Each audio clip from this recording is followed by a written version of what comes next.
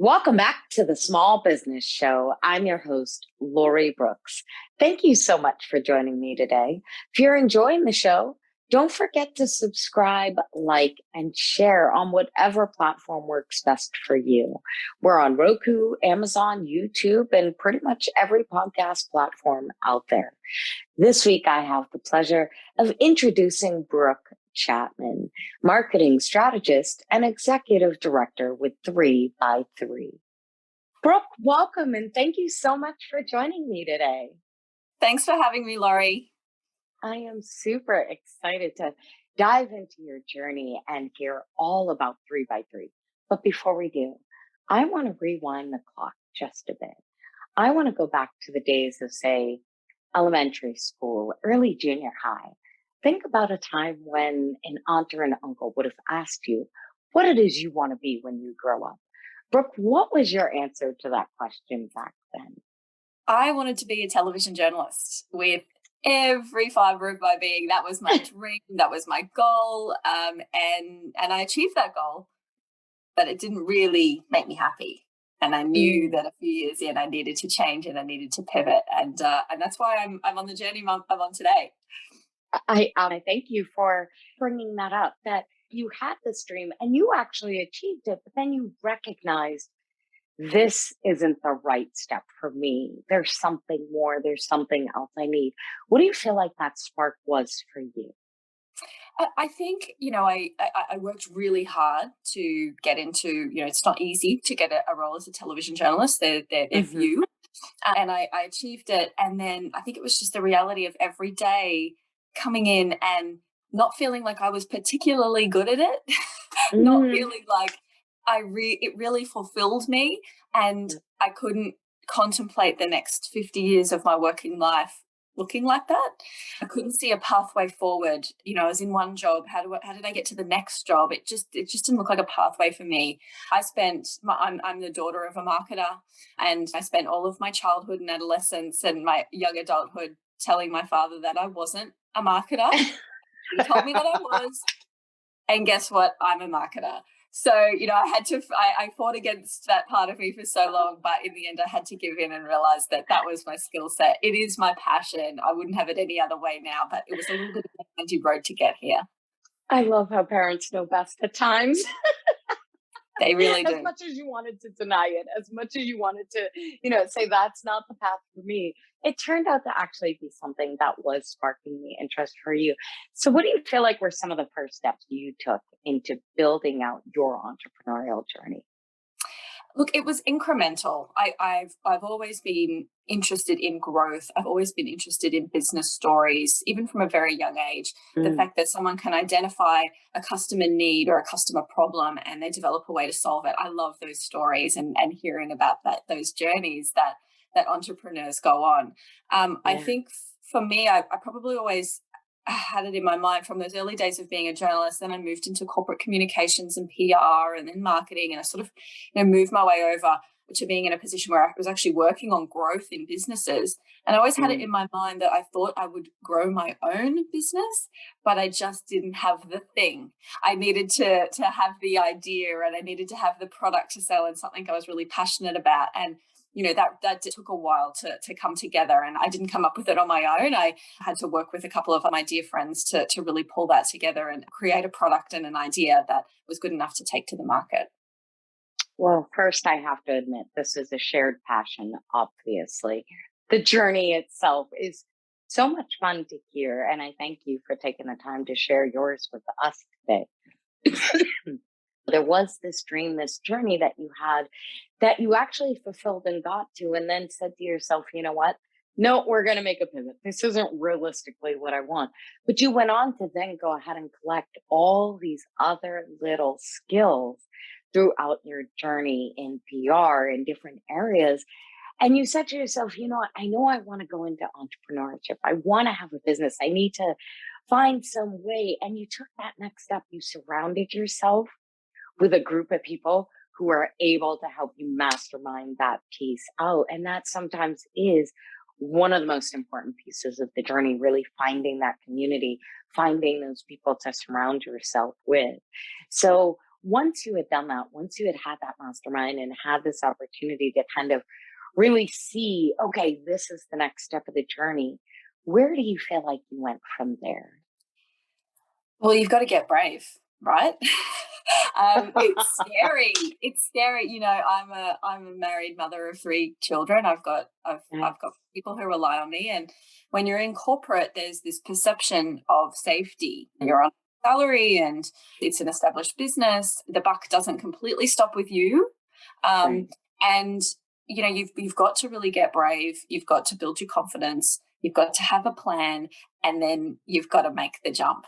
And I think that was Yeah. probably the psyching myself up to make the decision. And in reality, it's not like I left and then started the business. There was a period where I was doing both, but it Hmm. was really getting to that point where I thought, okay, we've got something here. I'm going to be able to feed my family, pay my mortgage, and also do fulfilling work where I really have some skin in the game, and make a life for myself that I wanted, and be able to work the way that I wanted to, and create a company that was based on the shared values of myself and my directors. That I had to get brave to take that step, but I'm so glad that I did. Definitely. Mindset, of course, is one of the biggest pieces of this journey, making sure that you remain focused and remain calm and make sure that self care is a priority. You mentioned you have three children, you're a mom, you were starting the business, but not just starting the business, doing the entrepreneurial juggle throughout all of the business. What do you feel like you put as a priority in terms of self care to help you maintain that mindset and continue moving forward?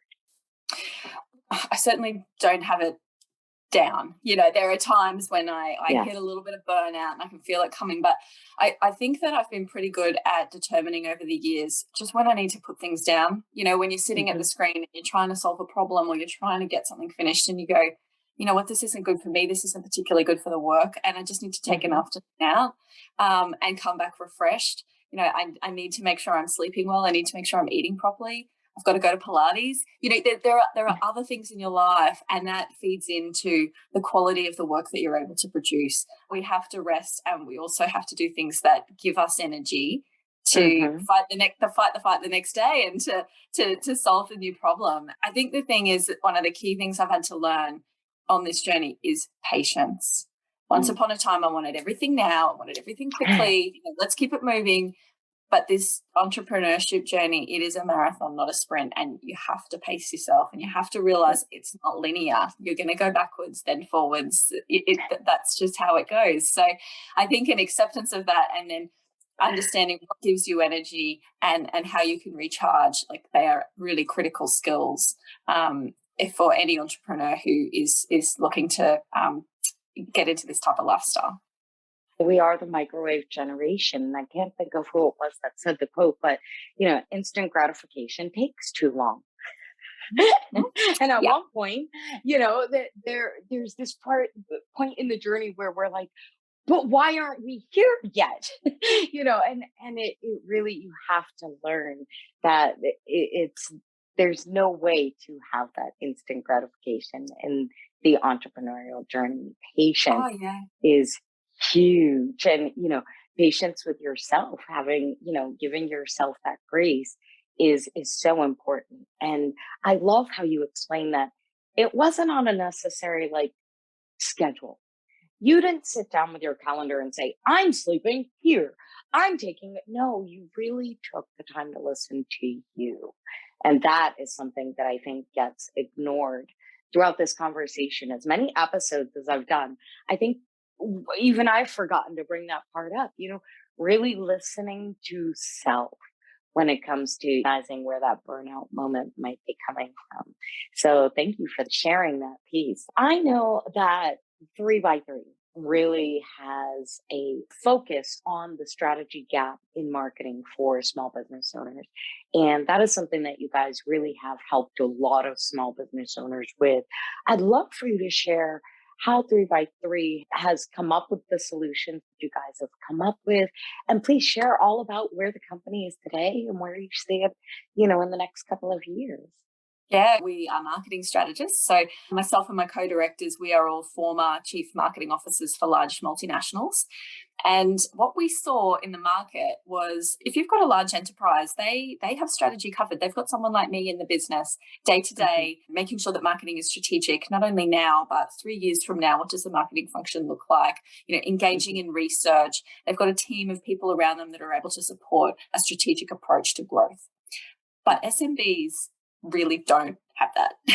And what we see with small to medium businesses, and when I say small to medium businesses, it's businesses turning over anything from less than $1 million to even up to $100 million. Some of those businesses that are really quite large still don't have marketing strategy sorted. What we see with those types of businesses is that they have an understanding of their operating market. They've got some sort of business plan, but when it comes to marketing, they jump straight into tactical implementation as opposed to spending any time on strategy. So they pick some channels. There's some what we call random acts of marketing. They're putting things out there, doing all of the things, but they're not quite sure what it's doing for their business and what the ROI is and whether it could be, more effective or not. It's marketing seen as a little bit of a black hole. And I hate that because marketing is amazing, but it needed a transparent framework that small business leaders could engage with. They could understand how to direct the function with clarity, how to get results from it, and also how to know the 9 core areas of marketing and sales that they needed to be improving on all the time to get long-term sustainable growth. So, they're gone are the days where you used to be able to trip over a channel and go viral. There are no silver bullets in marketing anymore.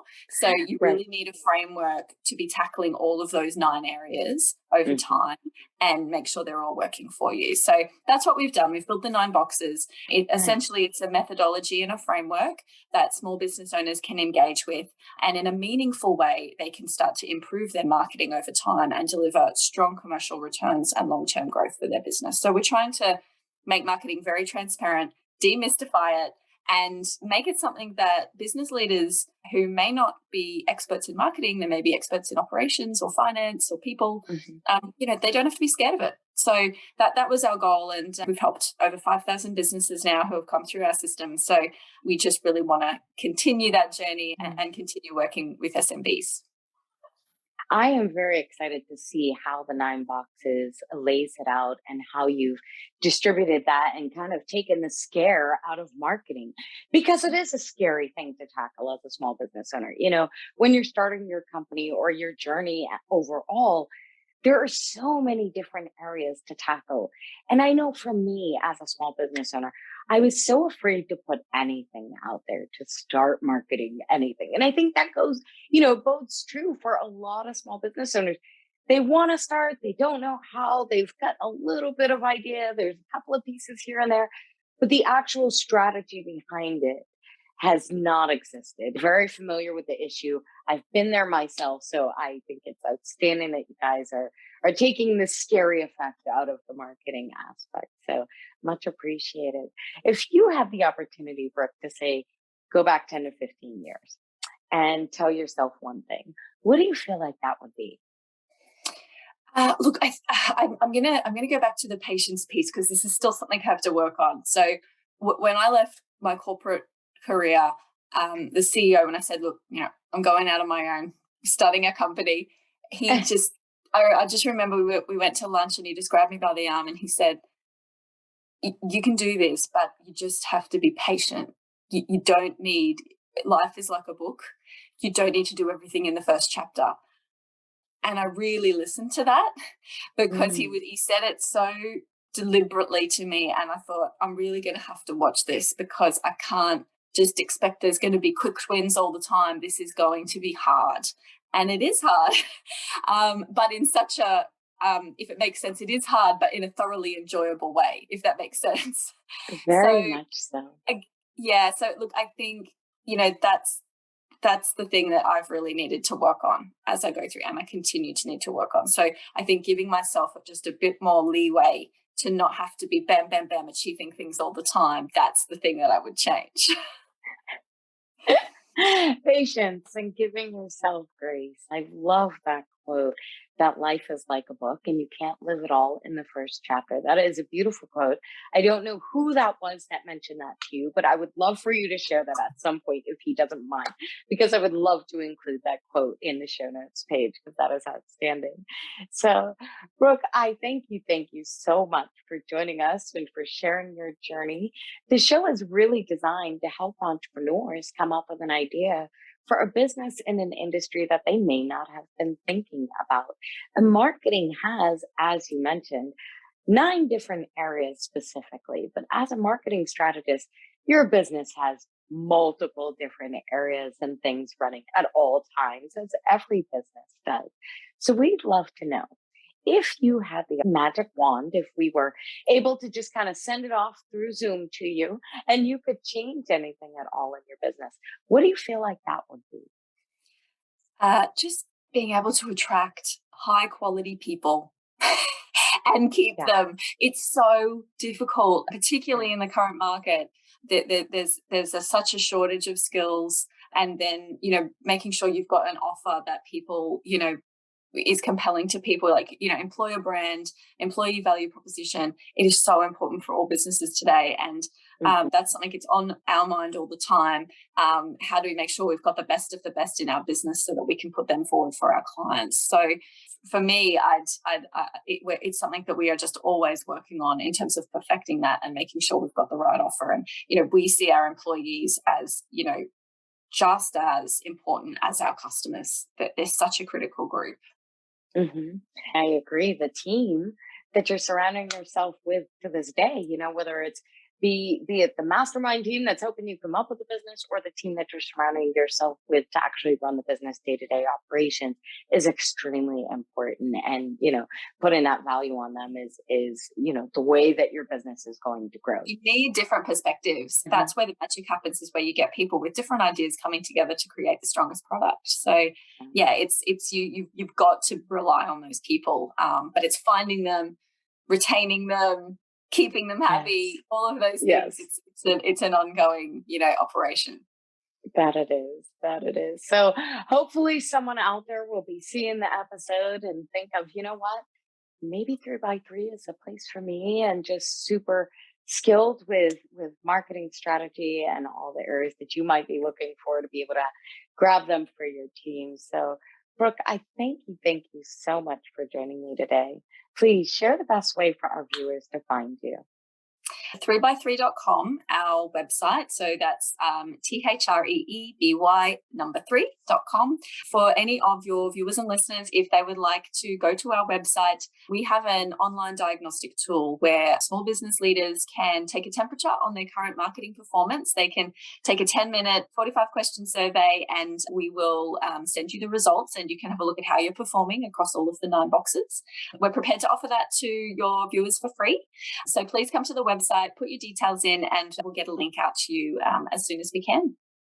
That is outstanding. I thank you. So 3by3.com, I will be sure to include the link on the show notes page. And I thank you for that offer.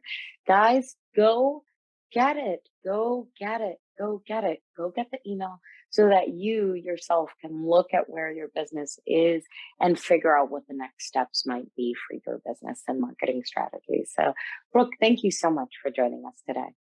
Thanks, Laurie. It's been really fun.